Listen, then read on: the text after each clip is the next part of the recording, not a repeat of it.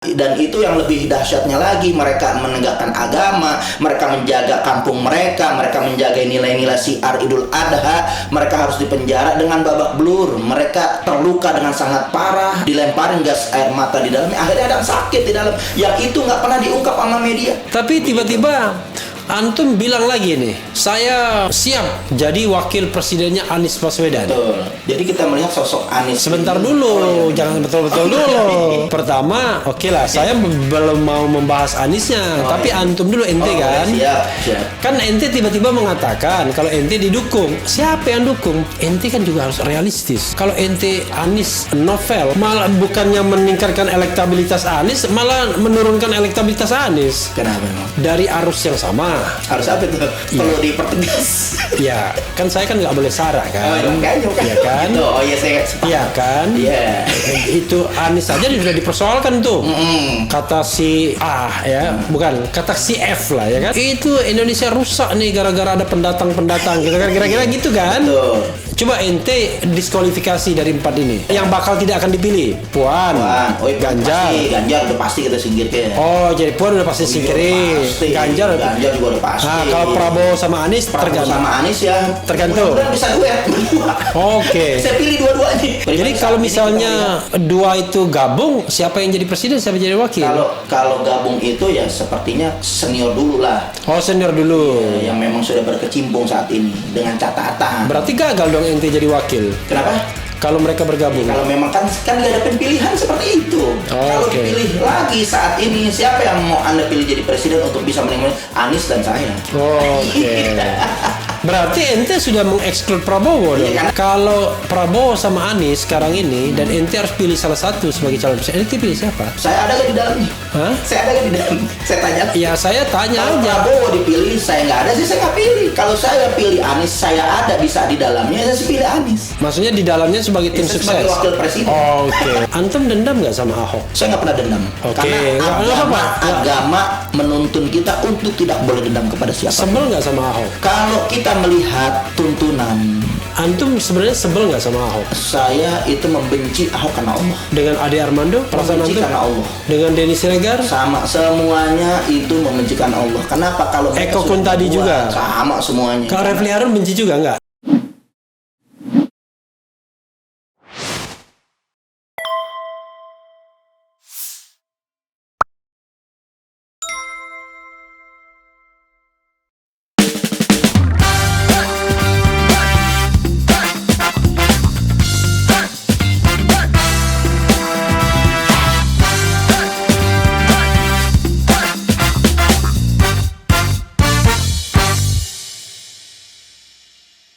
Assalamualaikum warahmatullahi wabarakatuh. Sobat Era sekalian, jumpa lagi kita di channel yang keren ini.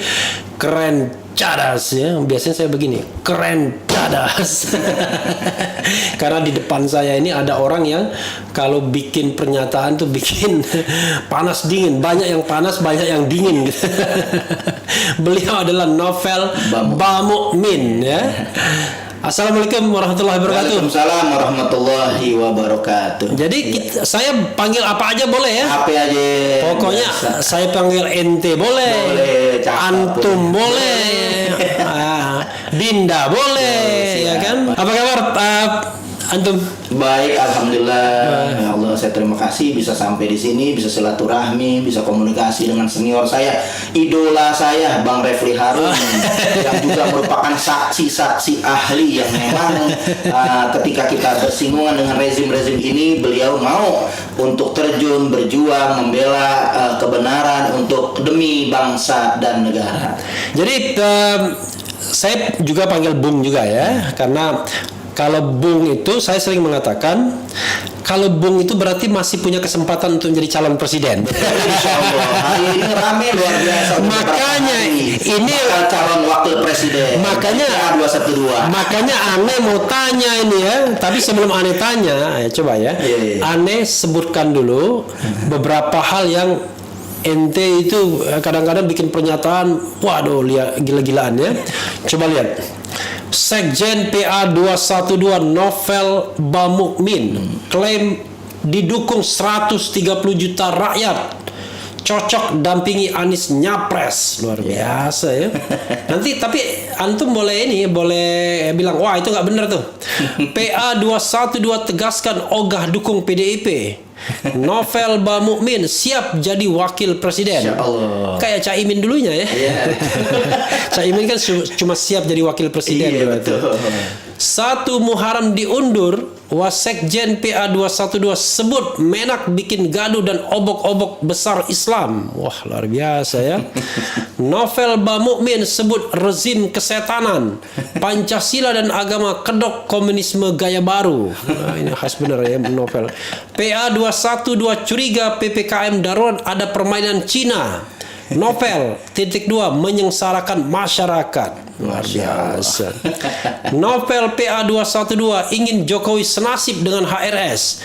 Buntut bagi-bagi sembako di Grogol jadi kerumunan. Bahkan bilang ada tangkap Jokowi. Ampun dah. Jadi Bung Novel ini sekarang ini sebenarnya profesinya apa? Politisi atau apa? Mungkin Jadi, perkenalkan diri sendiri sama ini. Benar. Saya nama asli lahir brojol dengan Habib Novel. Oke. Bin Haidir bin Hasan Bamukmin. Oke. Jadi memang kita ini saya boleh dikatakan murid tertua, salah satu murid tertua, Habib Rizik. Oh, oke. Murid Tapi di tertua. sini Habib tuh nama ya, bukan Habib, nama. bukan Habaib, bukan. Oke. Jadi murid tertua, salah satu murid tertua Habib Rizik. Jadi sebelum Habib Rizik ada FPI, Habib Rizik pulang dari Saudi, saya sudah mengaji karena memang sekolah saya SMP di Petamburan. SMP di Petamburan yang memang satu kampung sama Habib Rizik di Tanabang. Habib Rizik Petamburan, saya di Karet Kubur, ya nggak jauh dari sekitaran Karet Kubur itulah. Gitu. Nah, makanya saya ngaji dengan beliau sampai lahirnya FPI sampai saat ini. Ya dasar daripada saya memang murid beliau yang memang dididik untuk menjadi ustadz. Iya. Menjadi dai, menjadi orator, dan itu saya jalanin sampai detik ini. Profesi maksudnya kewajiban yang saya jalanin sebagai hamba Allah yaitu sebagai dai. Oke. Dakwah. Ya, Jadi baru belakangan setelah saya tersangkut kasus hukum, Ya. sempat dipenjarakan dalam kasus Ahok, baru saya keluar dari penjara. Saya sudah sarjana dan saya mengambil pendidikan PKPA. advokat lah sekarang. Advokat, iya. Sudah disumpah? Sudah sumpah. Oke. Sudah sumpah, sudah selesai lah itu urusan semua, udah beres. KTA sudah punya, BAS sudah ada, sudah lama. Nah, Oke. makanya ketika itu keluar penjara saya target yang memang kita melihat dari awal muasalnya negara ini gaduh setelah adanya Ahok. Karena itu Oke. tidak proporsional, tidak berkeadilan. Karena biar bagaimanapun DKI Jakarta ini adalah masih kental religiusnya, kental kebetawiannya, yang memang pemimpin gubernur dan wakil gubernur memang harus profesional dan ada dimanapun juga sama. Di negara, di kampung-kampung atau di daerah-daerah yang bermayoritas Kristen, kita nggak pernah ganggu gugat. Memang haknya mereka menjadi gubernur. Jadi proporsional, sistem benar-benar kita menjunjung keadilan. Nggak pernah kita ganggu gubernur-gubernur non-muslim di wilayah memang mayoritas non-muslim gitu. Nah, kita juga meminta waktu itu DKI. Jadi jauh-jauh hari 2012 kami FPI, saya sekretaris FPI DKI waktu itu. 2012 sekretaris FPI DKI, Ketua Habib Salim Alatas, itu kita sudah demo. Karena jabatan wakil gubernur itu ketika itu akan memegang jabatan-jabatan keislaman. Takbir. Allahu Akbar. jadi bukan baru. Semua Ahok jadi bukan baru. Bung Novel ini belum saya tanya apa-apa langsung ngegas gigi 4 lah. Jadi memang kita ini dididik, diajarkan Habib Rizik memang untuk menjaga negara ini dengan berketuhanan yang Maha Esa. Ketuhanan Maha Esa manapun nggak boleh sebenarnya dihinakan, nggak boleh. Makanya kita bingung, negara ini seperti kita sudah melihat negara ini sudah menjadi surga buat penista agama. Saya melaporkan pertama Ahok. Kenapa Ahok bisa dipenjara? Karena di demo berjuta-juta, berjilid-jilid mulai. Saya laporkan Ahok tanggal 6 bulan 10 2016. Ya. Saya lapor Habib Rizik kagak direspon, baru 14 bulan 10 aksi bela Islam yang pertama 14/10 tuh 2016 baru habis 1 juta orang di depan Mabes Polri. Nggak ada respon lagi. ada aksi bela Islam lagi. Yang kedua 4/11, 4 juta orang di depan istana terjadi kericuhan, terjadi penembakan gas air mata. Di situ pingsan Syekh Ali Jabir, pingsan Kiai Haji Muhammad Arifin Ilham. Yang kita meminta waktu itu adalah orang pelaku penista agama ini untuk dukung. Sampai 2016 itu mencapai 7 juta orang. Jadi memang laporan saya yang pertama direspon Habib Rizik, kemudian direspon ulama, semua dikumpulkan sehingga timbul puncaknya 2012 2016 7 juta orang, baru Ahok bisa ditumbangkan, baru Ahok kalah pilkada, baru Ahok bisa masuk penjara. Nah, selebih itu saya melaporkan juga Sukmawati, sudah 2 kali saya datang ke MUI, kemudian juga saya melaporkan ada Ade Armando yang sampai saat ini sebenarnya Ade Armando menjadi tersangka karena SP3 udah digugat, harus Ade Armando itu ditangkap gitu karena SP3-nya sudah dibatalkan dan itu berlaku sekarang ini menjadi tersangka. Begitu juga ada kasus yang namanya Victor Leskoda saya laporkan, begitu juga yang namanya Abu Janda, yang namanya ada beberapa tokoh-tokoh yang menista agama yang Indonesia ini nggak boleh ketuhanan Maha Esa dinistakan oleh siapapun, oleh agama apapun, nggak boleh. Nah, kita di sini melihat rezim ini luar biasa menjadi pendukung penista agama. Dan Ahok itu pun cuma hanya dijerat 2 tahun. Padahal dulu kasus-kasus sebelumnya saya melaporkan juga yang membawa FPI untuk melaporkan, yaitu Ahmad Musadek, penista agama. Itu di zaman Soeharto, di zamannya yang Jawa Barat itu Ahmad Musadek. Nabi palsu yang mengaku-ngaku nabi itu dijerat 4 tahun penjara dia. Dan artinya mereka dijerat pasal 156A dengan maksimal. Nah, Ahok ini walaupun sudah di demo berjutaan orang cuma 2 tahun kurang dengan remisi yang ada, ini juga nggak ketahuan. Saya belum pernah nengokin bisa ada apa kagak itu di penjara di Makobrimob ketika itu. Nah, kita melihat lagian antum ngapain nengokin? Nggak akan diterima. Tahu ada nggak di dalam ada nggak di dalam tuh manusia, ya kan? Saya pengen tahu karena nggak pernah saya yakinin ada di dalam gitu, karena nggak ada berita ketika Kiai Haji Muhammad Al-Hotot di dalam Makobrimob juga nggak ada kabar untuk bisa bertemu dengan Ahok. Padahal ketika itu sama-sama menjadi tahanan di Makobrimob. Jadi begini, tadi kan Bung Novel mengatakan kalau Bung Novel itu dipenjara. Betul. Oleh Ahok. Betul. Ya sebenarnya bukan penjara oleh Ahok ya, pasti kan karena putusan pengadilan. Tapi atas pengaduan Ahok. Betul. Kasus apa? Kasus tahun berapa? Itu tahun 2014. 2014 itu berarti dia sudah wakil gubernur dong? Udah wakil jadi gubernur. Ya Allah. 2014 itu sudah presiden kan Jokowinya ya. Oke. Dia sudah gubernur. Dia sudah gubernur. Ya, apa kasusnya? Jadi ketika itu menentang. Jadi kita sudah pantau, saya sudah pantau, kami sudah pantau dari kampanye memang sudah menyudutkan nilai-nilai agama. Itu kampanye saya ingat banget, ayat-ayat konstitusi harus di atas ayat-ayat suci. Nah, itu berlaku ternyata. Undang-undang pilkada menurut Ahok ini tentang kebersihan harus di atas syiar Idul Adha. Nah, Idul Adha itu umat Islam di DKI Jakarta dilarang untuk menyembelih hewan kurban di halaman masjid, di halaman musola dan lain sebagainya, dan dipusatkan harus di rumah pemotongan hewan cakung. Sementara warga Jakarta itu yang saya punya data yang berkemampuan menyembelih hewan kurban itu ada 8 juta. Kalau 8 juta ditaruh rumah pemotongan cakung itu antriannya bisa kayak bisa 212 7 juta orang. Bagaimana kambing bisa sepanjang begitu lurus? Kan nggak masuk akal.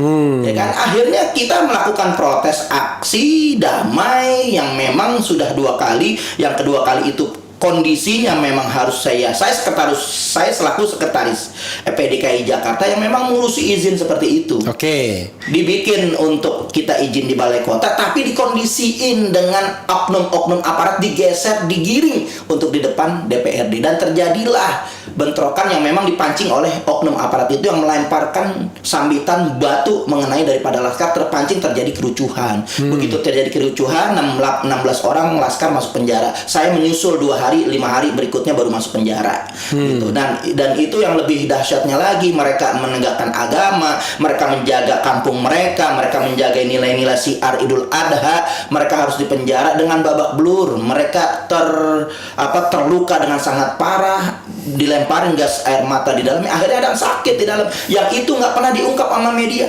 Jadi antum ini ketika menjawab pertanyaan itu langsung takbir terus.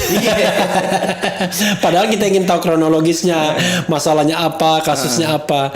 Jadi waktu itu 2014, kemudian antum demo karena soal penyembelihan itu, dan kemudian dianggap apa? Provokasi. Dianggap, dianggap ketika itu provokasi.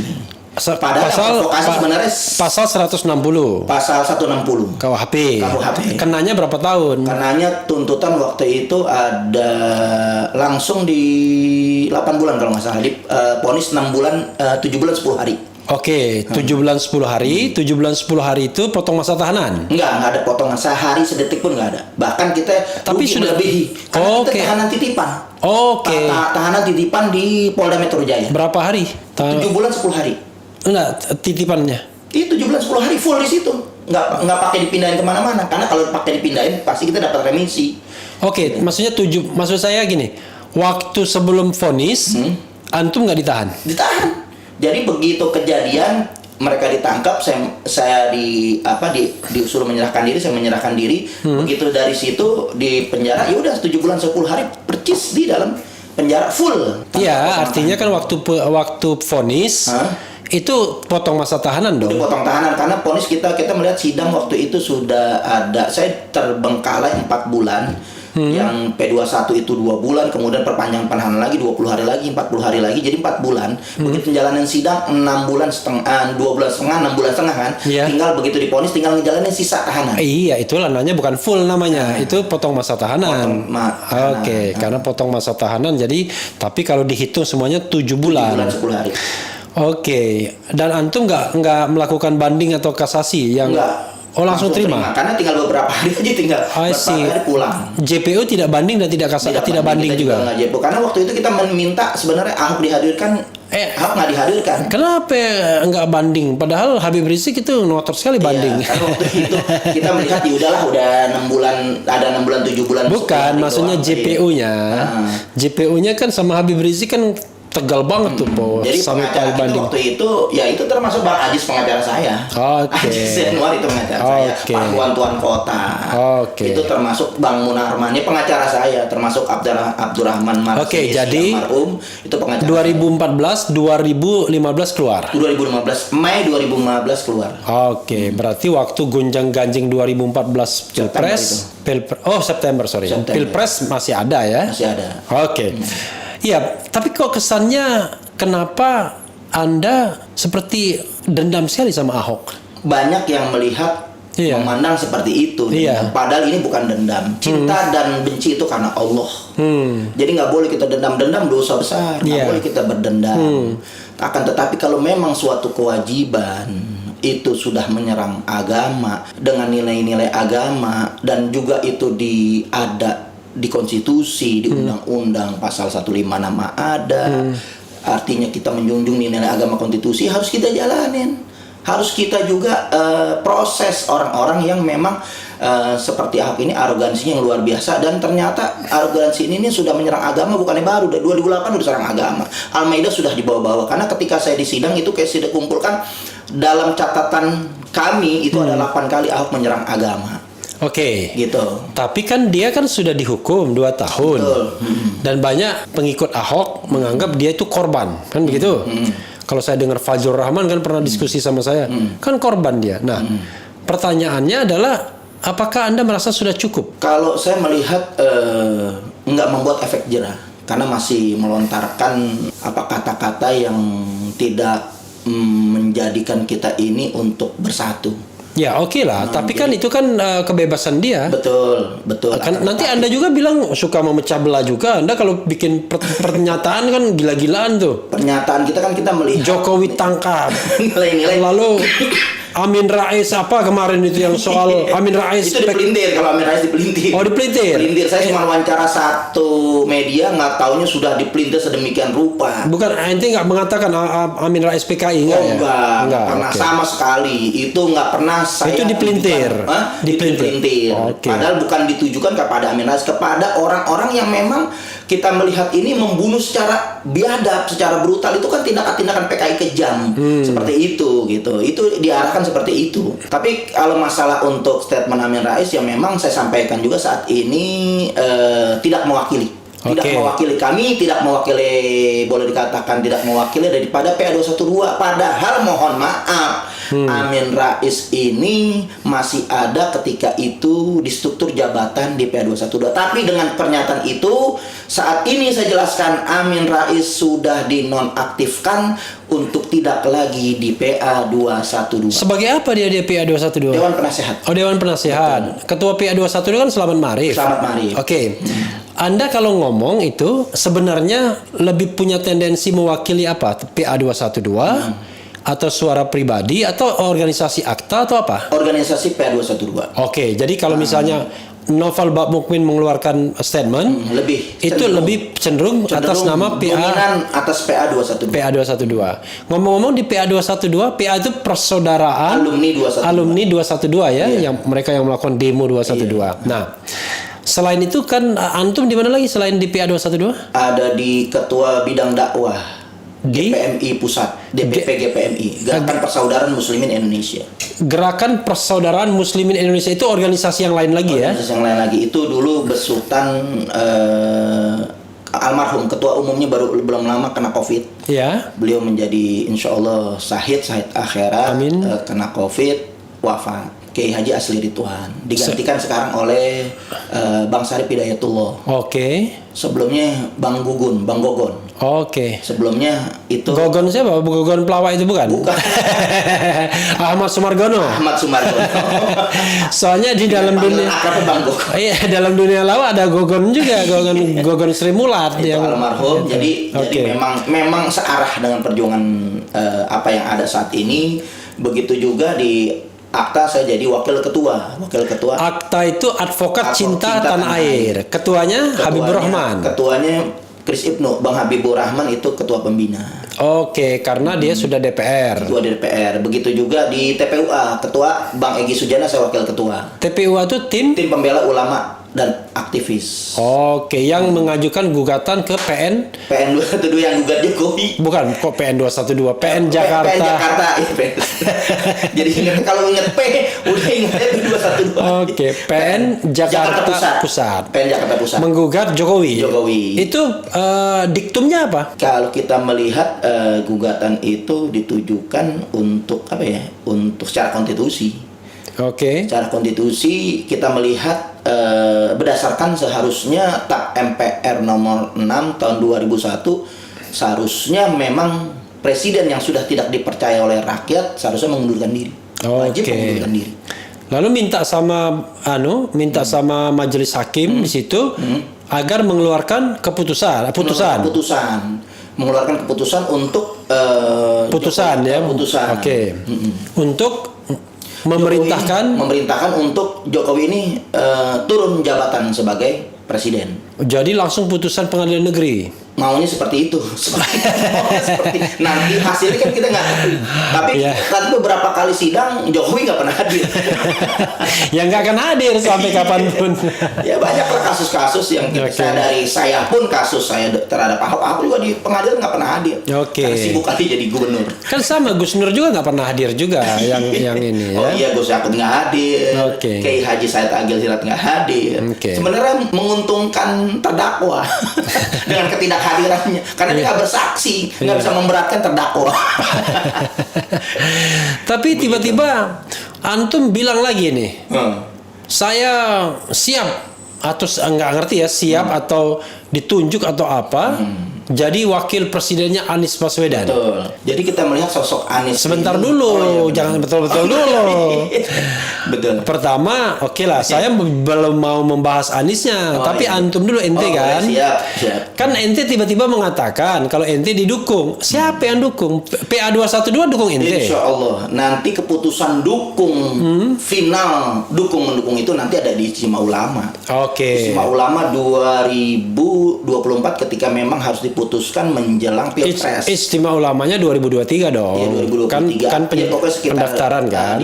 Kalau memang 2024 bisa juga ketika sudah mepet-mepet penetapan calon Pilpres, ya mungkin bisa. Ya paling cepat 2023, arti 2 tahun lagi bisa. Oh, kalau istimewa Ditentukan ulama siapa itu yang harus maju dari dari spirit 212, dari Oke. komponen 212 kan banyak tuh komponennya. Iya. 212. Nah, siapa nanti? Nah, saat ini saya melihat Wapres yang sekarang ini kita melihat tidak mewakili. Oke. Tidak mewakili dari keulamaannya, Nah, jangan ke sana dulu, ke gitu. ente dulu. Jadi tiba-tiba ente mengatakan bahwa ente jadi wapres. Betul. Gara-gara bakal ada calon dulu. bakal calon lah, ya. Jauh kan masih Oke, it's okay.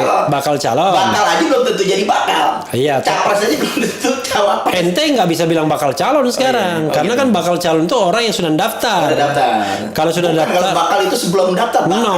Oh, Kalau gitu ya. kalau dia calon daftar, udah daftar. no. Oh, gitu. Kalau dia daftar itu namanya bakal calon. Bakal calon. Bakal Kalau calon. sudah ditetapkan KPU calon. Calon, iya. Ya, kalau sudah menang calon pemenang. Atau calon terpilih. Calon terpilih. Yes, Oke, jadi ya katakannya calon karena mau menggunakan bakal calon pun nggak tepat juga. Nggak tepat juga. Nah, antum menyebut bahwa antum mau mendampingi Anies. Betul. Itu gara-gara respon terhadap wacana Anies Puan. Benar. Jadi kita melihat ini Anies Puan yang bilang tuh Damai Hari Lubis loh. bukan Kan- Anies Puan ya benar. Iya kan, Damai bilangnya Lubis. Puan Anies, Effendi Simbolon. Effendi Simbolon. Kata si Damai Hari Damai Lubis, oke-oke aja, tapi Di dibalik. balik Anies Puan. Anies Puan. Tapi tiba-tiba PA21 bilang nggak bisa kita sama Puan gitu. Tiba-tiba muncul nama Novel Bamukmin yang menggantikan Puan Maharani. Gimana ceritanya itu? Udah ngomong sama Ustadz Slamet Ma'arif segala itu. Jadi kita komunikasiin ya di grup, mereka alhamdulillah dukung, memang bahkan dari Dr. Haikal Hasan Oke. langsung menyampaikan untuk 212 segala komponen harus berjuang jihad konstitusional. Oke. Baik sebagai capres maupun cawapres, caleg ataupun calon bupati, apapun kita harus raih kursi untuk bisa kita sama-sama berkiprah politik secara dalam konstitusi gitu. Itu arahan daripada kita melihat Dr. Haikal Hasan untuk memang seperti, dan itu sudah diserukan juga oleh Habib Rizik jauh-jauh, emang kita harus jihad konstitusional. Oke. Masuk ke dalam, mulai Termasuk- dari tingkat RT sampai presiden harus kita berani. Termasuk jihad Nah, itu adalah jadi calon. Kenapa? Termasuk jihad konstitusional itu berani jadi calon. Berani jadi calon. Karena kita melihat juga apa yang saya sampaikan, pengalaman saya juga di medan dakwah, saya punya mimbar mungkin hampir seluruh Indonesia saya keliling. Kalau Oke. dakwah hampir seluruh Indonesia, begitu juga saya biasa juga dari penggiat media, begitu juga saya juga praktisi hukum yang memang saya ingin menegakkan hukum yang saat ini hukum tercabik-cabik, ulama dikriminalisasi, ketidakadilan yang sangat begitu timpang. Sehingga saya terpanggil yang memang juga pendidikan saya sampai S2 yang insya Allah mudah-mudahan 2024 udah jadi doktor insya Allah. Insya Allah ya. Oh, Iya. ente S1-nya di mana? Dari mana? S1 Universitas At-Tahiriyah, sarjana hukum Islam. At-Tahiriyah. At-Tahiriyah. At-Tahiriyah di mana? At-Tahiriyah di Kampung Melayu. Kampung Melayu. Lalu S2-nya dakwah, Dakwah? MSOSI. Apa di mana? Itu di Asyafiyah. Oh, Asyafiyah ya di Bekasi betul. ya. Oke. Di Bekasi, Jatiwaringin. Iya. Dan saya juga insya Allah juga pengalaman dakwah sudah. Dokter lagi ngambil enggak? Dokter tahun ini insya Allah. Karena Oh, kemarin oke. Di mana lagi rencananya? pandemi, di Asyafiyah lagi. Di Asyafiyah Di Asyafiyah lagi. lagi. Oke. Insya Allah. Mudah-mudahan udah Tuti Alawiyah ya? Iya, udah Tuti jadi Alawiyah. dosen udah. Iya. Tuti Alawiyah benar. Dokter Tuti Tuti Alawiyah. Alawiyah. Mantan sorry. Mensos. Dia mantan peranan wanita dia dulu zaman Soeharto. meninggal ya sudah. Udah lama meninggal. Oke, saya takut mengatakan oh iya rasanya udah meninggal. Almarhumah. Oke, iya, oke. Adiknya baru kemarin belum lama Kiai Haji Abdul Rashid Abdullah Syafi'i. Meninggal juga. Meninggal belum lama. Oh, Ada sebulan oke. yang lalu lah kira-kira. Dia kan punya adik kan istrinya Prof Jimli As-Sidiki kan? Tuti juga kalau nggak Tuti salah. juga kalau nggak salah. Punya adik Kiai Haji Abdullah Syafi'i, mertua daripada Tuan Guru Bajang, Oke. Gubernur NTB. Iya. Zaini Zainul Majdi. Zainul Majdi. Jadi memang keluarga, boleh dikatakan keluarga moderat maju. Ya, Oh dia mertuanya ini ya, mertuanya Zainul Majdi. Zainul Majdi. Kiai Abdul Rashid yang kemarin yang kemarin wafat. benar. Oke. Nah, lalu kan ente kan juga harus realistis. Kalau ente Anies novel ya kan. Saya aneh boleh juga dong frankly speaking kan. Malah bukannya meningkatkan elektabilitas Anies, malah menurunkan elektabilitas Anies. Kenapa memang? Dari arus yang sama. Harus apa itu? Perlu dipertegas. Ya, kan saya kan nggak boleh sara kan. Makanya. Iya kan? Gitu. Oh iya saya sepakat. Iya kan? Iya. Itu Anies saja sudah dipersoalkan tuh. Kata si bukan kata si F lah ya kan. Itu Indonesia rusak nih gara-gara ada pendatang gitu kan, kira-kira gitu kan. Betul. Nah itu kan eksploitasinya kan tinggi. Tapi yang paling berat tuh bukan itunya, partai politik pendukung. Betul. Kalau Anies AHY kan udah pasti Demokrat 54 kursi, kita kan butuh 115. Kalau ente masuk, ente nggak bawa partai apa-apa. Maka kan kita melihat saat ini kan terjadi baru termasuk tes opini. Oke. Kita lihat dulu dukungan. Testing the water ya. Betul. Jadi kita melihat bisa saja memang kalau memang memenuhi syarat kelayakan atau semuanya nanti bisa aja partai untuk bisa kita datangin partai, silaturahmi, komunikasi dengan partai, layak atau tidak kan partai nanti bisa melihat. Oke, kalau mau jujur ya, Antum mantan caleg juga, caleg terfenomenal di PBB. Oke, PBB kemarin. Caleg terfenomenal. Oh, kalau PBB kemarin berarti antum kan caleg yang kecewa pasti kan? Iya. Di tengah perang dengan ketumnya. Di tengah jalan belok. Iya. Makanya saya bilang pas begitu. Ahmad Yani kena prank juga. Iya, karena saya tiket masuknya ganti presiden dan saya akan katakan jangan coba-coba ini partai menyimpang dari kesepakatan bahwa saya masuk di PBB adalah ganti presiden, bukan untuk mendukung pertahanan. Ya kan? Ternyata saya ujung-ujungnya dukung. Saya dipanggil, saya disidang oleh langsung. Tapi kan diputuskan di ini konon katanya di apa Munaslup atau apa itu terakhir itu. Terakhir itu detik-detik terakhir yang kita harus akhirnya berbalik arah. Kita sudah komunikasi. Ya, itu di mana itu? Munaslup apa itu? Munaslup. Bukan Munaslup sebenarnya apa? Ketika itu di hotel apa saya lupa itu. Rapimnas. Malamnya kita sudah komunikasi dengan perwakilan yang hadir untuk sepakat tidak mendukung Jokowi. Tapi dari hari itu juga terjadi pengkhianatan untuk mendukung Jokowi. Maka kita semuanya kan PBB kan nurutnya sama Yusril. Apa kata Yusril? Oh enggak. Jadi kita ini bukan PBB ini kan sebenarnya ada garis sama dengan FPI. Maka FPI ketika itu ingin menolong dan kita mendukung PBB itu ketika itu masuk dalam kontestasi pemilu.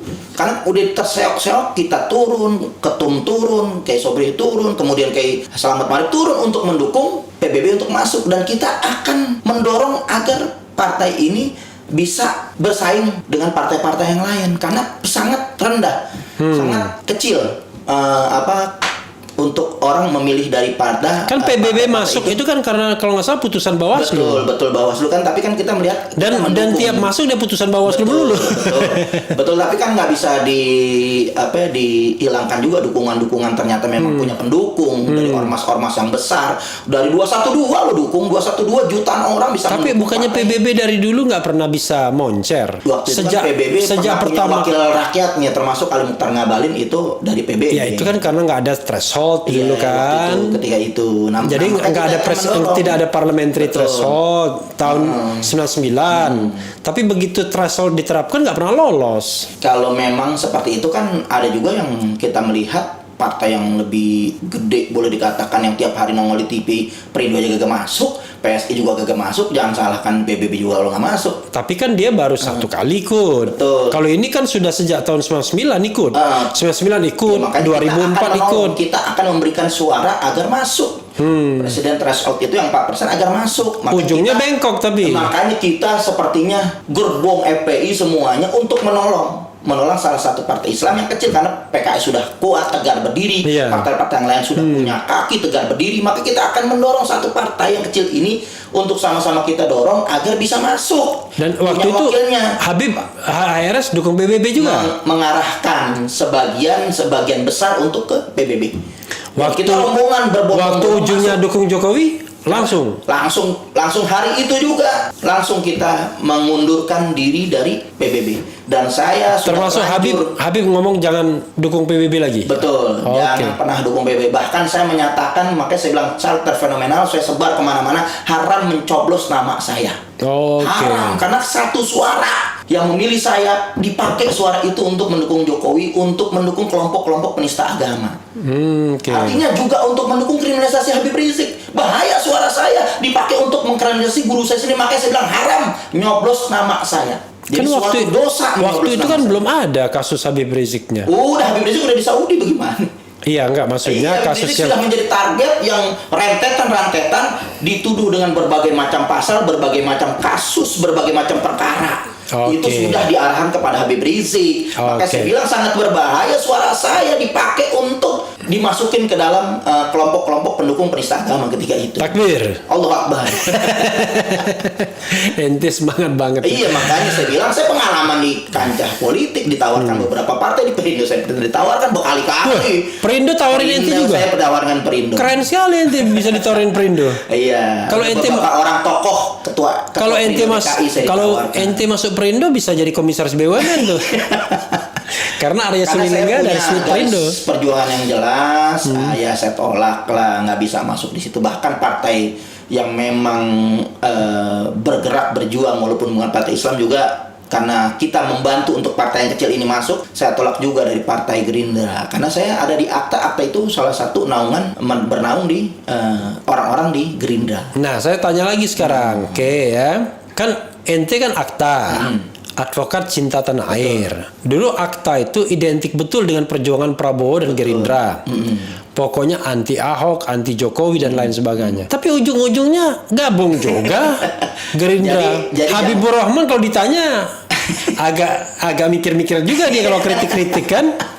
Gimana? Jadi kita melihat jangan salah, Gerindra itu Jadi sudah ente berhaluan. dihianati sebagai caleg oleh partai PBB, anggap aja begitu ya. Dihianati Kalau sebagai ketika advokat. itu mungkin seperti itu dihianati, tapi sekarang kenyataannya mereka justru Gerindra ini ada di kita. Walaupun mungkin kita melihat Prabowo dan Kita itu maksudnya siapa ya? Kita itu. kita ini orang 212. Oh, Kalau saya 212. bilang kita itu 212. Oke. Nah, 212. Nanti dipikir saya 212 Jadi juga. bukan PA 212, kan komponen 212 banyak. Oke, tapi tidak hanya PA tapi 212. 212, makanya saya perlu Oke. jelasin 212 dan PA 212 itu yang Oke. beda, karena ada Mujahid 212, ada sebagai macam komponen mengatasnamakan 212 banyak, dan itu memang bermuaranya semuanya mengangkat daripada Habib Rizik sebagai imam besar. Oke. Gitu. Jadi ketika itu Gerindra jangan salah, bukan Prabowo saja Gerindra komando bukan Gerindra. Gerindra bukan Gerinda. Gerinda tempat itu, motor jadi gitu. Gerindra itu ketika itu Iya. ada di sama kita mengangkat Habib Rizik juga sama sebagai imam besar, juga Prabowo sebagai imam politik, Habib Rizik sebagai imam agama. Jadi memang kita bersama Dulu atau berjuang. termasuk sekarang juga? Kalau sekarang kita melihat di bawah ini masih berpatokan ulama, cinta, masih perjuangan pembelaan kepada Habib Rizik. Jadi Oke, Bang Habib Habibur Rizik. Rahman itu loyalitasnya terhadap kita luar biasa. Sedikit pun tidak berkurang. Wah, karena dia Habib soalnya. Walaupun Habibur Rahman ya. Nah, tapi saya tanyakan, nggak pernah mengecewakan dan tidak mengingkari janjinya. Oke. Untuk Habibur Rahman, Fadlizon, Bang Dasko, semuanya luar biasa. Loyalitas kepada kita nggak pernah kita terhianati sedikit pun. PA 212 ya? 212. Loyalitas mereka membantu segala kasus apapun, semuanya mereka kerjakan sampai tuntas tas. Oke. Kecuali memang mereka perjuangan satu Habib Rizik, karena memang mungkin partai yang mendukung Habib Rizik untuk bebas Gerindra dan PKS ya lawan partai yang segitu banyak. Munarman nggak dipikirin. Munarman juga diperjuangkan. Saya terakhir sebelum Munarman ditangkap, kita sudah kumpulkan data. Saya kumpulkan data untuk klarifikasi daripada apa yang disampaikan, fakta-fakta yang nyata dari apa yang terjadi dengan kasus Munarman. Saya udah kumpulin dan saya serahkan ke Habibur Rahman dan dibahas untuk disampaikan media, klarifikasi bahwa Munarman nggak pernah terlibat dan data-data itu, fakta-fakta itu sudah dibeberkan. Maka ketika itu saya pikir bahwa Bang Habibur Rahman, Munarman udah tenang, nggak pernah tersangkut lagi kasus terorisme. Tahu-tahu mendadak, saya juga nggak paham, tahu-tahu bisa sangkut sampai saat ini. Ini kan luar biasa. tapi kalau ente ngomong semangat, tetap aja ininya harus dekat. Jangan menjauh-jauh. Tapi suaranya kencang. Kencang, masuk banget. Kalau masuk iya, tapi nanti gelombangnya Nggak rata gitu. nggak rata. Tapi bagus itu ya kan. Kadang-kadang hidup itu kan perlu riak juga. Iya. Jatuh Tapi bangun, maju mundur. iya, tapi gini. Aneh tadi kan ente bilang soal imam agama Habib Rizik, imam politik Prabowo masih itu. Imam Kalau politik sampai saat itu. ini kita politik belum punya panduan siapa lagi pimpinan politik. Loh bukannya Sentral nggak punya. bukannya antum sudah mengarah ke Anies ke Kenapa? 212. Itu kan masih belum resmi. Oh, Nanti belum kan resmi. bisa terjadi pergolakan sampai 2024. belum ada ijtima ulama. Belum. Ini kan baru, namanya juga kita lempar tes opini di masyarakat seperti apa. Oke. Saya bilang Anies nggak terkerek turun ke bawah karena Anies itu dibesarkan oleh 212. Oke. Iya, jadi justru dengan suara 212 mereka sebenarnya 212 itu sudah menang pemilu karena memang putusan MA yang digugat Rahmawati memang kubu Jokowi itu melakukan kecurangan. Sekarang ente kan harus juga konsisten. Ente tadi mengatakan haram memilih saya karena suara saya bisa mendukung rezim. Betul. Suara doang loh itu dianggap haram. Lah ini Prabowo masuk kabinet gimana? Iya, jadi kan kita melihat Ente. itu taktik strategi mereka. Mereka tuh siapa ya? Ya strategi mereka yang kita melihat ada di Gerindra itu. Oke. Gitu. Tapi kan kenyataannya mereka ini nggak pernah mengecewakan kita. Oke. Pendampingan mereka nggak pernah mengecewakan kita. Oke. Strategi politik dua kaki lah. Oh, Sah-sah gitu. aja itu kalau Oke. untuk partai politik sah-sah saja untuk seperti itu. Wah, HRS gitu. di apa-apain nggak pernah komentar tuh Prabowo. Siapa? Ya mungkin dengan perwakilannya kita nggak lihat juga ya kalau Prabowo punya ada arahan ke bawah kan kita nggak pernah tahu. Oke. Iya. Sekarang saya tanya, kalau Diemnya itu bisa banyak diartikan. Oke. Tapi yang pasti di bawahnya semuanya orang-orangnya baik yang anggota DPR ataupun siapapun bersama-sama kita sampai saat ini ini. pertanyaan saya, ente masih percaya sama Prabowo? Kalau untuk Secara pribadi? Secara pribadi saya nggak bisa mengatakan percaya atau tidak. Oke. Karena saya belum melihat langkah-langkah ke depan. Misalnya, kalau Langkah-langkah ke depan. kalau saya survei hari ini ada pemilihan presiden, ente mau pilih siapa? Kalau hari ini, Kalau hari ini misalnya calonnya ini ada Prabowo, ada Anies, ada Ganjar, Betul. ada Puan Maharani. saya rasa kalau untuk saat ini saya belum bisa milih. Oh belum bisa. Belum bisa. Karena Oke. juga saya belum bisa. Kalau nggak menentukan bisa nanti milih, Anies. Karena nggak bisa. saya Kalau nggak sendiri bisa saat milih ini. berarti coba ente diskualifikasi dari 4 ini. Kenapa? Diskualifikasi aja Iya. yang bakal tidak akan dipilih dari 4 Oh, ini. dari mana tuh siapa aja? Puan, Oh, iya, Ganjar. Pasti, Ganjar udah pasti kita singkirkan. Oh, jadi Puan udah pasti Iya, singkirin. pasti. Ganjar juga udah pasti. Nah, kalau Prabowo sama Anies Prabowo tergantung. sama Anies ya Tergantung. mudah-mudahan bisa duet berdua. Oke. Saya pilih dua-duanya. Oke, kalau dua antum Nanti dengan catatan pengennya yang presidennya siapa ya? Dengan catatan nanti tetap kepastian ada di istimewa ulama. Oke, tapi nggak apa-apa kita istimewa ulama itu urusan nanti. Saya tanya urusan dengan novel Kalau dulu. pribadi Jadi saat kalau ini misalnya kita dua itu gabung, siapa yang jadi presiden, siapa yang jadi wakil? kalau gabung itu ya sepertinya senior dulu lah. Oh, senior dulu. Yang memang sudah berkecimpung saat ini dengan catatan. Berarti gagal dong ente jadi wakil. Kenapa? Kalau mereka bergabung. Kalau memang kan nggak ada pilihan seperti itu. Kalau Oke. dipilih lagi saat ini siapa yang mau Anda pilih jadi presiden untuk bisa menang Anies dan saya. Oke. Berarti ente sudah mengeksklud Prabowo dong. Iya, karena memang kita melihat kan kalau memang sudah ada trik-trik politik tertentu antara melihat zaman saat ini, ya memang kita melihat yang lagi rame saat ini digadang-gadang ya Anies. Oke, jadi Maka sebenarnya kalau Anies jadi presiden, ya harus didampingin ulama lagi seperti Jokowi didampingin Ma'ruf Amin. Sekarang saya tanya, makanya saya Anies sekarang- Baswedan mesti didampingin dengan ulama, insya Allah Oke. mudah-mudahan. Ente Sinergi ulama. Umaro dan jadi ulama itu namanya Novel Bamukmin. Iya, insya Allah mudah-mudahan. Amin. Nah, sekarang saya tanya, kalau Prabowo sama Anies sekarang ini dan ente harus pilih salah satu sebagai calon presiden, ente pilih siapa? Untuk calon presiden, Iya. saya ada gak di dalamnya? Hah? Saya ada gak di dalamnya? Saya tanya. Ya saya tanya Kalau aja. Prabowo dipilih, saya nggak ada sih, saya nggak pilih. Kalau saya pilih Anies, saya ada bisa di dalamnya, saya pilih Anies. Maksudnya di dalamnya sebagai tim Saya sukses. sebagai wakil presiden. Oke, Lord. Jadi kalau presidennya Refli Harun, ente wakilnya, ente pilih Refli Harun. Refli Harun. Jadi Jadi siapa yang ada di depan, komandonya yang pasti arahan dari izin dulu dari Habib Rizik Imam Besar. Siapa presiden? Saya tanya, Ya, yang kalau ini- kan antum memang seperti itu mau jadi presiden, saya wakilnya dan sejalan dengan perjuangan 212, nggak masalah. Sekarang saya tanya sama antum ya kan, istimewa ulama itu suara ulama atau suara Habib Rizik aja? Suara ulama. Oh jadi bukan hanya Suara Habib musyawarah Rizik. bukan.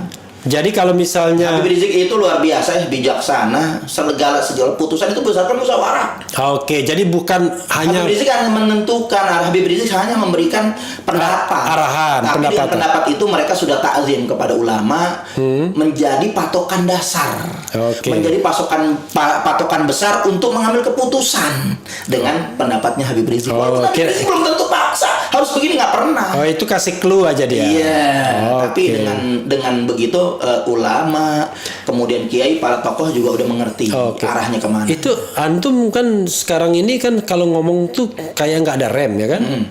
Mau kanan diantem, kiri dulu, kiri Kiri. diantem, kanan kadang-kadang diantem Enggak juga kalau kiri nggak. aja kiri, nggak Oke. pernah ke kanan saya. Kemarin Amin Rais, Amin Rais karena memang kita melihat sudah bukan pada tempatnya, memang udah bukan di barisan kita lagi di PM212. gampang banget ente bilang begitu. Kenapa?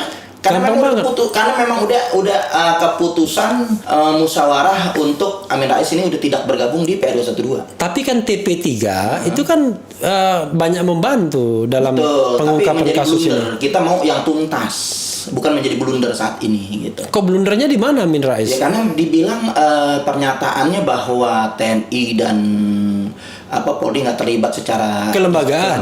Iya. Iya.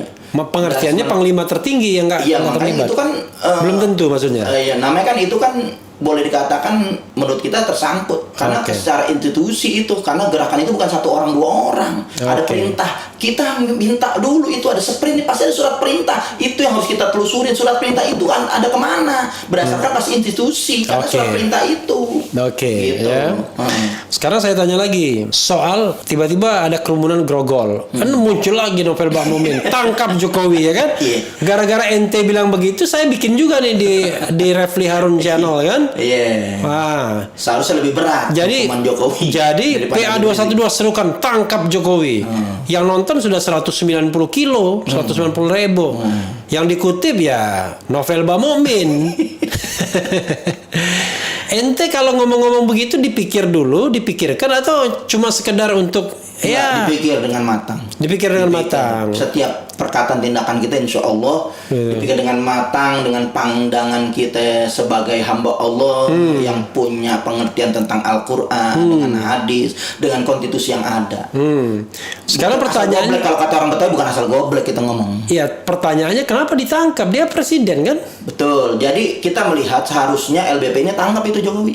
Karena Kenapa? LBP kan ketua penanggulangan COVID se-Indonesia. Iya, itu bukan penegak hukum dia. Iya, harusnya bisa menyerukan karena melanggar kebijakan daripada LBP sendiri Jadi yang melarang kerumunan. PPKM ini kan digunakan, dipakai untuk jangan sampai kita melakukan kerumunan. Seharusnya aparat, seharusnya pemimpin justru mentaati peraturan yang ada, bukan melanggar yang ada. Karena sampai saat ini pun kerumunan yang dilakukan oleh Jokowi itu kerumunan yang sangat berbahaya. Tidak ada prokes, tidak menghimbau untuk ada prokes, jaga jarak, pakai tangan hand sanitizer juga dibersihkan dengan hand sanitizer, belum tentu pakai masker, bahkan belum tentu divaksin, semua itu berbahaya. lalu ditangkap. Seharusnya kenapa? Karena terjadi berulang-ulang. Yang nangkap siapa? Seharusnya aparat. Pas Pampres. Ya harusnya penegak yang berwenang lah, mau pas pampres atau siapapun bisa saja. Mana bisa nangkap presiden? Ya makanya Kalau kan penegak hukum. seharusnya kalau siapapun kan negara ini negara hukum, tidak Oke. ada negara ini yang menjadikan seorang kebal hukum, kagak ada. Semua sama di hadapan hukum. Semua kan sama di hadapan hukum, harus diperlakukan. Bagaimana prosedur untuk menjerat Jokowi harus diatur oleh mungkin dibentuk tim khusus, pansus khusus di DPR. Nah, kan bisa. Kalau ente bilang bikin tim pansus khusus DPR benar. Nah. Tapi kalau bilang tangkap ya nggak Ya bisa. makanya kan diatur dulu semuanya, nggak mungkin langsung tangkap begitu. Artinya bahasanya itu ya kan harus diartikan secara luas, harus Oke. dibentuk juga tim khusus, lembaga khusus ataupun semacam Angket dong. tempat yang khusus angket atau apapun. Ya, oke. Dengan juga mungkin keputusan masyarakat musyawarah. Jadi atau apapun. novel Bak Mukmin mengusulkan agar DPR membentuk pansus hak angket hak angket untuk menyelidiki pelanggaran hukum yang dilakukan oleh Jokowi. Kalau Karena terbukti, ini bukan baru sekali. Kalau terbukti harus ditangkap. Kok ditangkap? Iya, harus disampaikan kepada pihak berwenang yang bisa menangkap dari pejabat, ya harus ditangkap. Bukannya kalau terbukti itu jadi hak menyatakan pendapat. Iya, hak pendapat itu kan boleh disampaikan. Lalu itu ke MK nanti pemberhentian. Ya, sesuai prosedur yang ada lah. Oke, pokoknya intinya sesuai dengan prosedur yang ada ya. Harusnya bisa diperlakukan seperti itu. Kan kalau presiden mungkin ada yang korupsi atau melakukan pelanggaran secara inkonstitusional, kan bisa semuanya ada proses hukum yang memang harus dijerat hukum, yang memang semuanya sama di hadapan hukum. Gitu. Antum ini ngomong begini pernah diintimidasi nggak? Oh, sering, banyak banget. Saya ngelaporin Ahok ada 20 kali saya diteror. Teror yang paling berat bentuknya apa misalnya? Teror macam-macam lah, orang datang lah segala macam. Dan alhamdulillah saya lagi nggak pernah ada di rumah. Teror itu datang belum pernah ada di rumah. Yang paling berat apa terornya misalnya? Ada beberapa orang datang memang malam-malam itu bikin kegaduhan di depan rumah saya. Bikin kegaduhan depan rumah saya dengan harapan saya bisa keluar. Mungkin juga kalau saya ada di ketika itu mungkin bisa dikatakan selamatin jiwa saya terancam. Oh, nanti pura-pura bikin kegaduhan lalu kayak dibuat skenario seperti perkelahian. Orang ada 3 orang 4 orang benar dia bikin skenario seperti perkelahian. Karena ketika saya waktu itu data saya terbuka, sidang data saya terbuka. Semua nama, alamat, semua. Hari itu saya sidang pertama, hari itu saya mendapatkan teror yang luar biasa karena data saya terbuka di pengadilan. Sidang pertama, sidang ente itu atau sidang Ahok? Oh, sidang Ahok di Pengadilan Negeri Jakarta Selatan. Sekarang kan Ahok kan nggak terlalu penting lagi maksudnya. Maksudnya kenapa ente masih persoalkan nggak ya? Saya sudah nggak persoalan, cuman kan ada rumor-rumor yang berkembang bahwa beliau bisa menjadi capres. Rumor-rumor kan nggak apa-apa kan, hak konstitusional dia. Betul, tapi kan kita harus menjunjung tinggi nilai-nilai keadilan dan proporsional yang ada. Nah, kan tergantung rakyat mau milih apa enggak nanti. Makanya kan kita menghimbau, kita memberikan pendapat, ya kan, untuk bisa masyarakat ini paham dengan apa yang ada yang sebenarnya. Ya, artinya kan ada dua hal. Kalau dia mau nyalon itu kan hak dia. Iya. Kan haknya rakyat semuanya sama. Tapi untuk dipilih dan memilih. Iya. Kan perkara dipilih atau tidak ya ente kasih edukasi ke rakyat. Edukasi harus kita sampaikan. Itu jangan sampai kemudian ini saya sampaikan argumen-argumen saya untuk jangan memilih. Iya apa-apa, tapi jangan sampai ente antum kemudian tiba-tiba melarang hak orang. Oh iya, kan kita sampaikan. Walaupun dalam konteks ini Ahok nggak mungkin jadi calon karena dia terganjal. Tapi kita terganjal pernah dihukum. Dampaknya. Oke. Tapi kan dia terganjal ya. Terganjal. Jangankan untuk jadi capres, untuk jadi menteri pun nggak bisa sekarang. Kalau undang-undangnya nggak diubah, karena menteri itu kan tidak boleh pernah dihukum karena melakukan tindak pidana dengan ancaman hukuman 5 tahun atau lebih. Nah, Ahok begitu. Oke. Ente lahir tanggal berapa? 15 Desember 1972. 15 Desember 1972. Oke, 15 Desember 1972. Lahir di mana? Jakarta di Petamburan. Nggak jauh di Petamburan. Yang pasti Kecamatan Tanah Abang.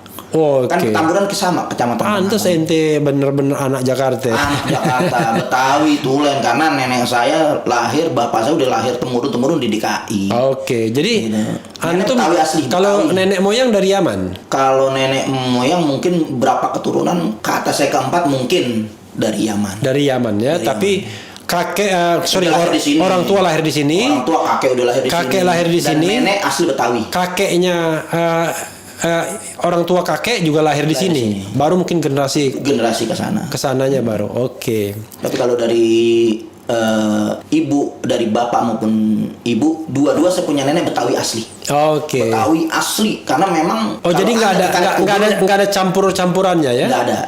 Jadi antum kalau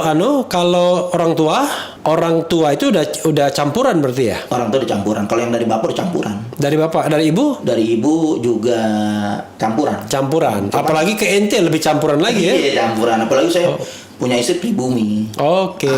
Asli. Orang mana? Betawi. Orang Betawi. Benar, Betawi. Anak ente pribumi juga. Sebenarnya nggak relevan lagi bilang pribumi dan non pribumi itu ya, karena kan semua warga negara Indonesia kan sama. Sama. Jadi saya ingin tanya terakhir ini begini, kalau ente jadi penguasa, jadi presiden katakan atau wakil minimal, apa yang ente bayangkan? Yang pertama saya bayangkan adalah penegakan hukum. Oke. Penegakan hukum itu karena hukum menjadi panglima di negara Indonesia ini, karena kita berdasarkan dasar sumber hukum adalah Pancasila. Tentunya hukum yang berketuhanan yang Maha Esa. Pasal kedua, ketiga, keempat, kelima itu harus dijiwai, diruhi dengan berketuhanan yang Maha Esa. Itu yang kita paling junjung tinggi agar hukum ini tidak bertabrakan dengan nilai-nilai berketuhanan yang Maha Esa. Itu. Jadi penegakan hukum. Penegakan hukum.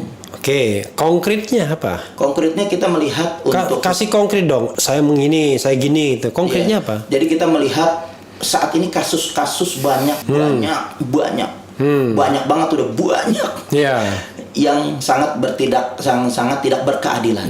Kasus penistaan agama ini laporan menumpuk, hampir 20 laporan penistaan agama. Ente itu akan proses. Begitu walaupun para koruptor. Koruptor itu akan kita kedepankan untuk kita habisi. Dengan penjara yang sebesar, kalau perlu hukuman mati. Jangan potong tahanan, hukuman mati. Dengan hukuman mati. Begitu juga ulama-ulama yang dikriminalisasi harus dibebaskan. Karena dasarnya lahir Pancasila itu ada rumusan ulama, warisan ulama yang 350 tahun sebelum ada NKRI, sebelum ada TNI, sebelum ada Polri, ulama yang berjuang untuk ulama yang dikriminalkan siapa? Habib Rizik satu. Siapa lagi? Kemudian Kiai Sobri Lubis, ada Habib Idrus, ada Muhammad Suradi, udah Ubaidillah, ada Haji Munarman dan lain sebagainya. Artinya kita harus menjaga. Antum akan akan mendukung undang-undang perlindungan ulama.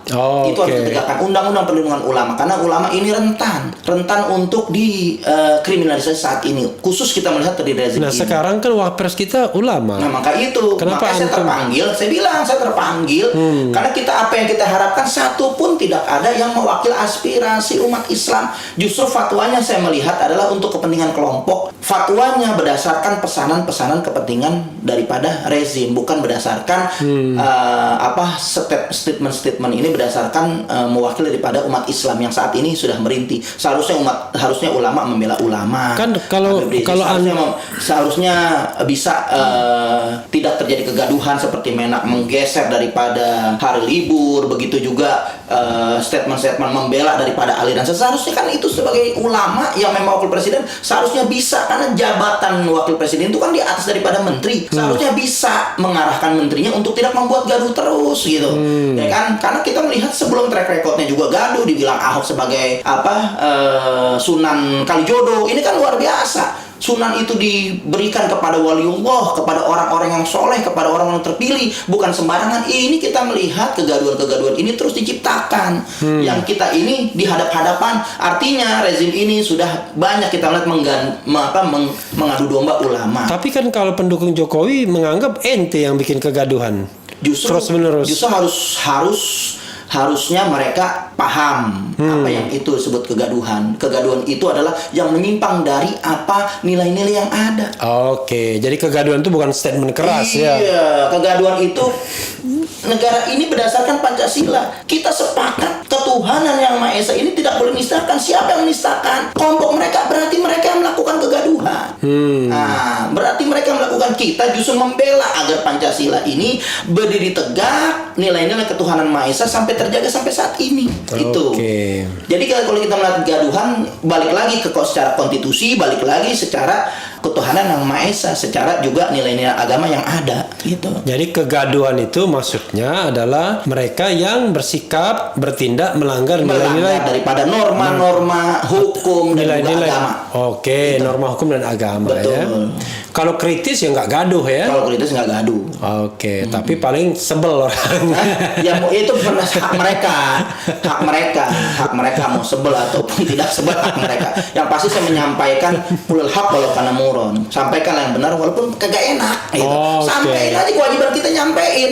Mau diterima mau kagak itu bukan urusan kita. Oke. Kewajiban kita nyampein, urusan hasil urusan Allah Subhanahu wa taala. Saya tanya ya kepada antum ya, sebagai seorang manusia ya kan, warga negara, antum dendam nggak sama Ahok? Saya nggak pernah dendam. Oke, Karena nggak apa-apa. agama menuntun kita untuk tidak boleh dendam kepada siapa. Sebel nggak sama Ahok? Kalau kita melihat tuntunan tuntunan kaidah agama, benci dan cinta harus karena Allah. Apa yang Allah tuntun kita kepada manusia? Enggak, iya sekarang untuk membenci, perasaan ente lah, perasaan antum ya. perasaan harus dituntun, nggak boleh kita liar. Oke. Perasaan mesti dituntun. Jadi kalau saya tanya gimana jawabannya? Dengan tuntunan ilahi. Oke, Gitu. sekarang saya dengan tuntunan ilahi yang antum yakini, antum sebenarnya sebel nggak sama Ahok Kalau sekarang? dengan keyakinan apa yang saya itu membenci Ahok karena Allah. Oke, kalau saya katakan dengan Ade Armando, perasaan Membenci antum karena Allah. membenci karena Allah. Dengan Denny Siregar, Sama semuanya itu membencikan Allah. Kenapa? Kalau mereka Eko sudah Kuntadi berbuat, juga? sama semuanya. kalau Refli Harun benci juga nggak? Kalau Refli Harun enggak. Enggak. Karena kita melihat nilai-nilai sejalan. Ia tidak menyimpang dari konstitusi, tidak menyinggung menghina agama, mendukung penista agama, enggak ada itu pernyataan sedikit pun saya melihat dari bahkan saya bilang saya idola Refli Harun karena saya lihat statement-statementnya, pembelaannya. Kalau misalnya nanti kemudian juga saksi ahli loh. Kalau yang misalnya Ade Armando mendengar ini ya kan, siapapun ya nggak apa-apa direaksi saja ya, namanya kan negara demokratis kan. Jadi boleh kita berbeda pendapat. Betul. Ya kan. Jangankan berbeda pendapatan juga boleh. Sebenarnya beda pendapat lumrah biasa. Cuman yang jadi masalah kadang-kadang beda pendapatan. Ya, oke. Karena dari beda pendapatan satu tempat, satu kubu, satu kelompok bisa berantem. Bisa berantem. Apalagi beda kubu ya. Beda kubu. Satu kubu aja bisa berantem. Kubu aja beda pendapatan. Ini gara-gara beda pendapatan juga kalau kita melihat faktor politik gitu kan. Iya, oke. Politik yang tanpa dinilai dasar-dasar nilai-nilai ilahi itu luar biasa. Pertarungan memperebutkan kekuasaan jabatan itu kenapa? Karena memang mau berbeda pendapatan. Sekarang saya tanya lagi. Kalau antum jadi penguasa, entah itu presiden atau wapres, itu antum butuh buzzer nggak nanti? Saya nggak butuh buzzer. Saya biarlah nilai-nilai yang ada ini kebenaran akan sampai kepada telinga-telinga yang mendengar. Pasti insya Allah. Oke. Nggak perlu kita mengkondisikan karena mengkondisikan seperti itu membutarbalikan fakta itu adalah dosa besar. Oke. Bersaksi besar, bersumpah dan itu bersumpah palsu dengan dosa besar. Dengan apa yang mereka lakukan kita nggak mau untuk masuk ke arah situ karena saya penggiat media. Insya Allah jadi penguasa saya akan rapikan media untuk jangan sampai menimbulkan pecah belah, mengadu domba, kemudian juga menyerang agama, menyerang ulama. Harus itu tertib. Oke, sekarang saya tanya, kalau kita lihat tokoh ya, siapa di antara semua tokoh ini kecuali Nabi Muhammad itu beda ya? Oh, jangan nggak boleh disamain. Nggak boleh disamain. Nggak boleh disetarain. Nah, tapi saya bilang tokoh di Indonesia, ya kan? Siapa yang antum paling percaya sekarang nih? Sekarang saya punya imam besar Habib Rizik Syihab. Oke. Itu satu-satunya. Artinya Karena perkataan dia antum akan ikuti. Insya Allah Habib Rizik juga mengatakan kalau yang benar memang tidak menyimpang daripada syariat, menyimpang dari dakwah, tidak menyimpang daripada akidah, Habib Rizik ikutin. Tapi tegur Habib Rizik kalau memang tidak sesuai dengan jalan yang ada. Jadi kita nggak boleh fanatik buta, telan bulat-bulat. Kalau memang sesuai sampai saat ini insya Allah yang saya melihat manusia pasti ada salahnya. Yeah. Tapi kebanyakan Habib Rizik benernya, sikapnya benernya, kemudian apa yang diucapkan itu benar karena tidak ada kepentingan politik karena beliau bukan ketua partai. Oke. Karena juga beliau juga bukan ambisi untuk punya kedudukan. Oke. Beliau hanya memberikan arahan hanya nilai-nilai agama yang luhur. Beliau memang terdepan secara aksi kemanusiaan. Beliau terdepan untuk membela negara, Pancasila dan itu merah putihnya tidak bisa diragukan karena beliau anak pejuang. Oke. Beliau anak pahlawan. Beliau juga memang Anak siapa bre? Dia?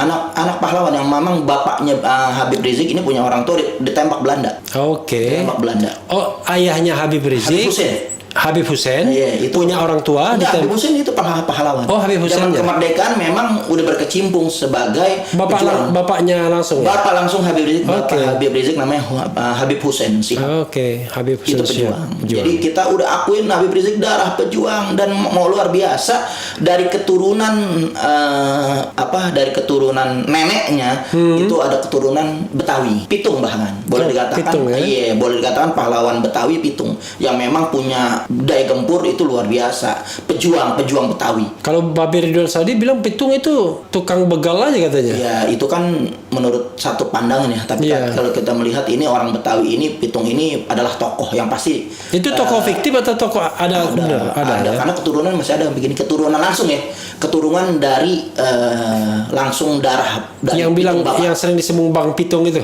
yang suka pakai peci merah Ya, gitu. banyak keturunan yang pakai belakang nama Pitung-Pitung ya keturunan Pitung, Eki Pitung, Jan Oh, Pitung. itu Eki Pitung Iya. itu keturunan Pitung benar. Keturunan Pitung. Kalau Habib Rizik kan dari garis ibu. Oke. Gitu. Itu pun kakeknya Habib Rizik itu punya nenek atau enggak berhubungan dengan yang ketemu dengan pamannya Pitung.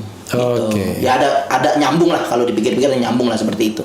Ente Gitu. Jadi nilai-nilai nasionalisme Habib Rizik tinggi. Oke. Tinggi karena bapaknya juga kita identik dengan nasionalisme. Bapaknya justru bukan yang sibuk dengan yang Sorban. hari dengan sorban, nggak tinggal jas sama dasi hari-hari dengan kopiah hitamnya. Itu bapaknya Habib Rizik, nasionalisme Oke. tinggi. Oke.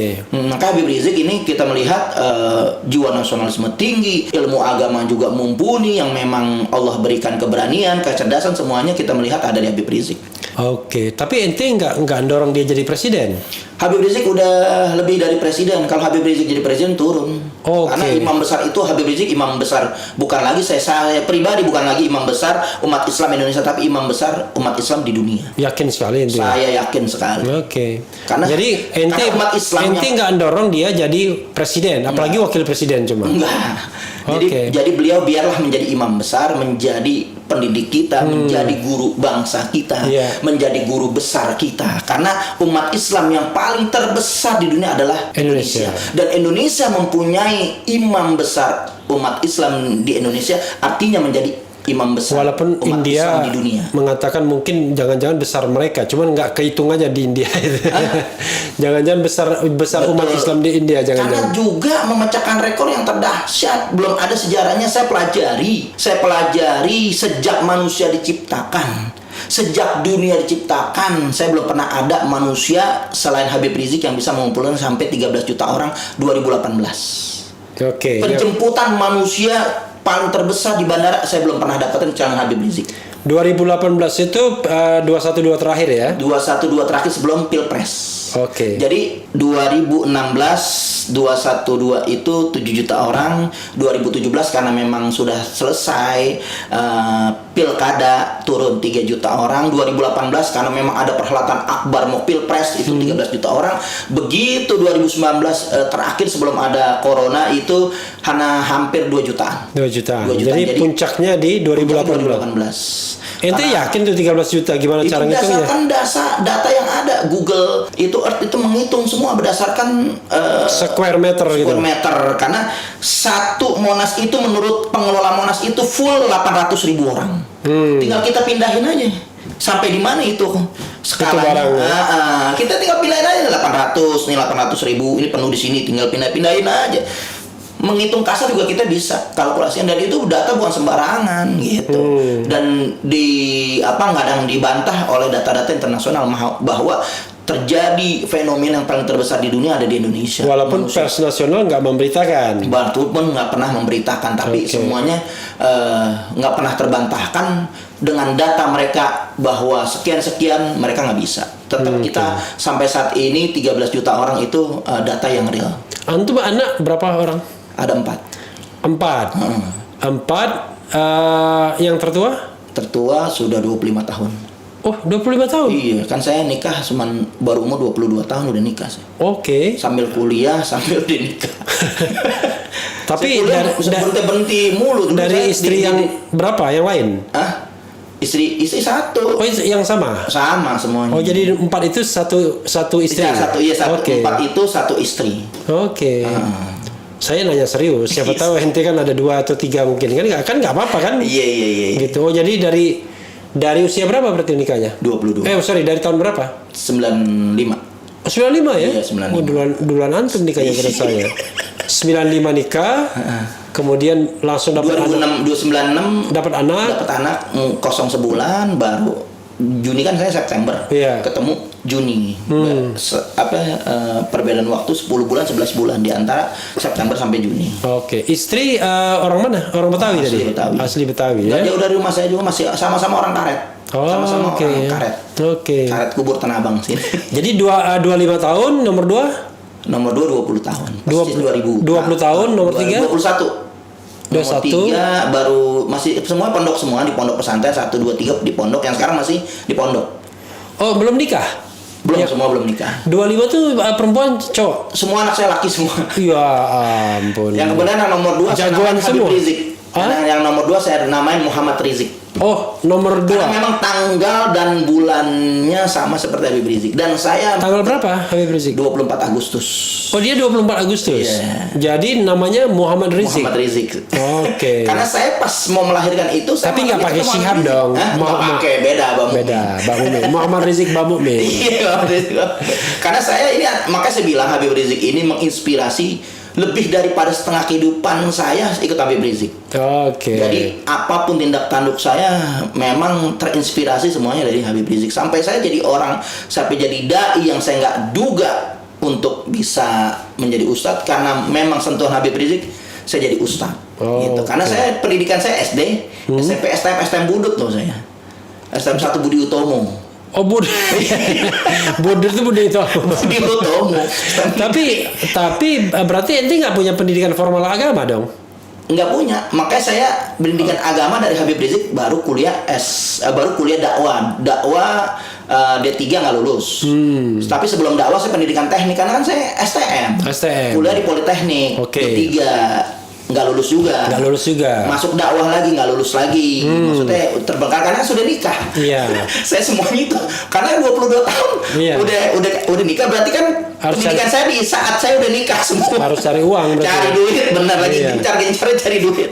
Baru anak udah besar, baru 2010 baru konsentrasi kuliah, 2017 baru S2 selesai. Oke. Jadi Langsung dia ngebut. Jadi Ngebut. 2015 ente S1. S1. 2017 S2. 2018 baru S2. Oh. Ngebut langsung. 2015 S1, 2018 S2. 2023 Insya Allah. S3. S3. Mudah-mudahan ya. Lancar, sehat walafiat. Amin. Iya, di dakwah lagi saya. Amin. Tapi dakwah terus ya. Dakwah terus. Dakwah nggak berhenti. Jadi Alhamdulillah. profesi ente yang utama itu sebenarnya dakwah atau advokat? Dai ya. Oke. Itu saja Bung Novel ya. Iya. Terima Mohon maaf, kasih. nggak pakai. Tadi saya berharap dia Nggak pakai dibilangin sih. apa istilahnya itu? Saya nggak pernah ketinggalan imamah. Imamah. Sorban. Nggak ketinggalan. Imamah atau sorban berbeda? Kenapa? Beda. Sorban bisa digulung-gulung jadi imamah. Oh, Asalnya oke. sorban. Oke. Sorban digulung-gulung, yaitu inilah ya khas Yaman, keturunan Yaman. Oh, khas Yaman itu. Imamah seperti itu. Oh, imamah. Tadi saya expect beliau pakai imamah, tapi ternyata rupanya lagi jadi advokat bukan jadi dai dia. Tadi sudah mau, biasanya nggak pernah ketinggalan, nggak di motor, nggak di mobil, itu saya sudah setelin gamis sorban imamah, nggak pernah ketinggalan, karena kadang-kadang kita ada acara mendadak. Sering Oke. banget acara mendadak, ada acara begini. Jadi hari ada ini acara begini. kebetulan saya agak Karena saya tadi jalan kurang sebenarnya, beruntung. bukannya langsung ke sini tempat. Kalau saya dari rumah saya udah siapin, biasanya saya udah peng-peng itu, nggak pernah ketinggalan. Oke. Biasanya nggak pernah ketinggalan. Jadi sahabat era sekalian, saya menghubungi beliau itu baru hari ini juga. Bukan hari ini, udah habis maghrib, habis isya tadi. Iya. Udah mepet banget waktu. Udah, jadi waktu- jam 4 sih saya lihat, jam 4 pas saya lihat udah di jam 4 nih, udah ngomongin saya. Cuman saya nggak perhatiin pas saya habis isya duduk musola lah. Habis isya. Telepon, pasti telepon Iya. itu baru nyampe. Iya, habis Gitu. jadi saya baru telepon habis sisa karena saya juga ada acara dan kemudian beliau datang. Kira-kira kita baru mulai jam 10 malaman ya waktu podcast ini dibuat. Makasih banyak ya. Iya. Jadi namanya Habib sebenarnya asli. Habib Novel. Nama bin aslinya? Haidir bin Hasan Bamukmin. Oh, jadi Habib Novel bin Haidir bin Hasan Bamukmin. bin Hasan Bamukmin. Ya, kalau di KTP Habib Novel Haidir Hasan. Oh, Habib Novel Haidir Hasan. Tapi Habib itu bukan Habaib. Bukan. Tapi nama benar. Nama benar. Dari Projol udah namanya Habib. Ya? Namanya Habib. Jadi boleh orang lain Habib. Itu doa. Okay. Doa orang tua. Okay. Karena kan orang tua punya pandangan doa biar benar-benar ngikut kepada para habaib. Oke. Nah, doa itu ternyata Allah kabulin. Diikutlah Habib Rizik. Langsung ketemu sama Habib Rizik. Begitu saya lulus sekolah STM, nggak lama Habib Rizik pulang dari Saudi, nggak ada yang saya lihat satupun ulama. Padahal saya pernah ngikutin lama Jainuddin MZ, Kiai Haji Muhammad Iskandar SG, ulama-ulama kodang saya ikutin. Tapi begitu saya ketemu Habib Rizik, langsung saya jatuh cinta. Hari itu juga saya ngaji tuntas tulen sampai betul-betul nggak pernah ada yang saya ikuti fatwa pengajaran kecuali Habib Rizik. Oke.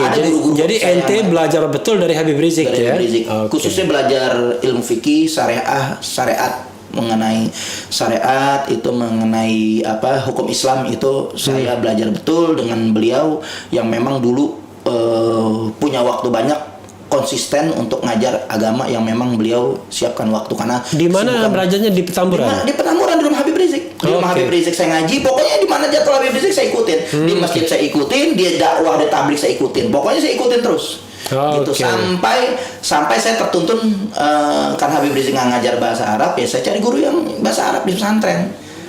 Malam saya ngaji bahasa Arab antum bisa sekarang? Bahasa Arab ya minimal ngerti lah, paham apa yang diucapkan Al-Quran maupun hadis, apa yang disampaikan saya ngerti. Maupun bisa baca huruf gundul walaupun nggak mahir, karena kan pendidikan saya bukan pesantren. Kalau yang mau jago baca kitab kuning ada pesantren. Makanya anak saya semua saya masukin pesantren biar jago baca kitab kuning, jangan seperti bapaknya masih setengah-setengah. Cuman modal pesantren di mana? Bakat alam. Pesantren di mana? Pesantren anak saya di Kiai Sobri Lubis ada satu yang paling tua, yang kedua sih di sini nih di Al Holidin, juga pernah didanwajak Kiai Haji Sukron Makmun. Jadi saya timba ilmu anak saya yang saya kejar. Tapi rata-rata di sini semua ya? Semua. Enggak, di Bogor.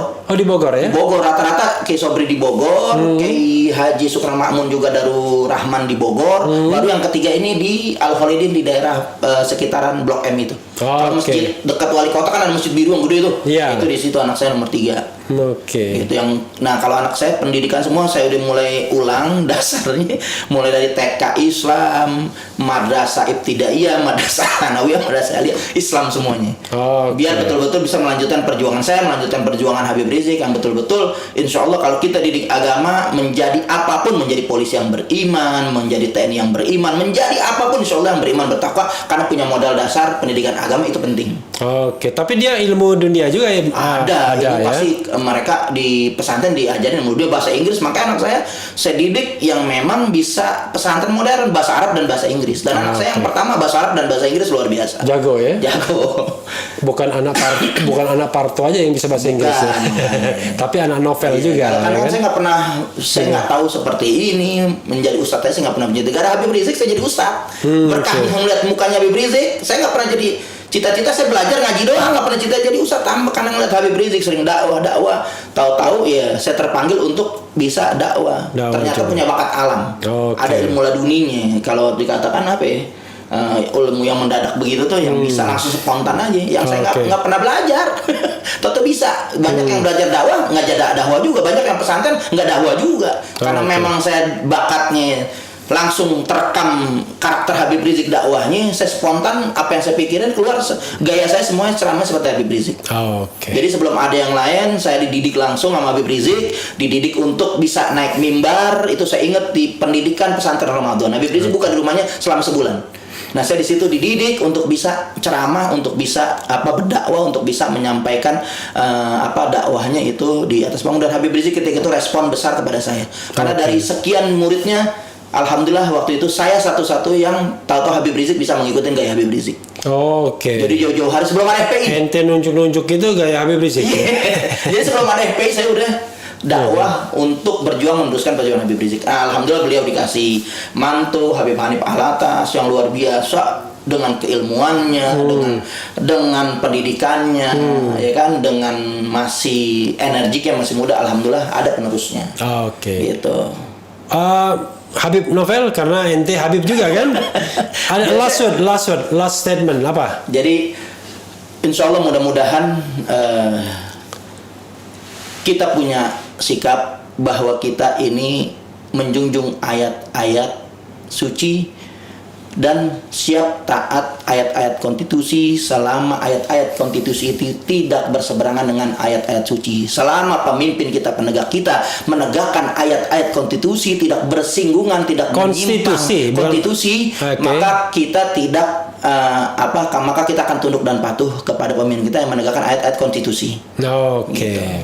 Sepanjang ayat konstitusi tidak bersinggungan dengan ayat-ayat suci. Itu aja. Oke.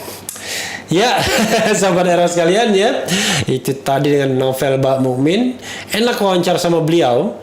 Saya cukup melihat beliau saja dan akan datang sendiri statement-statement mengalir. Terima kasih ya, Habib Novel ya. Mudah-mudahan sehat-sehat terus. Mudah-mudahan seperti bisa berdakwah terus. Betul, ya. Insyaallah. Ya, sahabat era sekalian itu ya. Ya. Cia.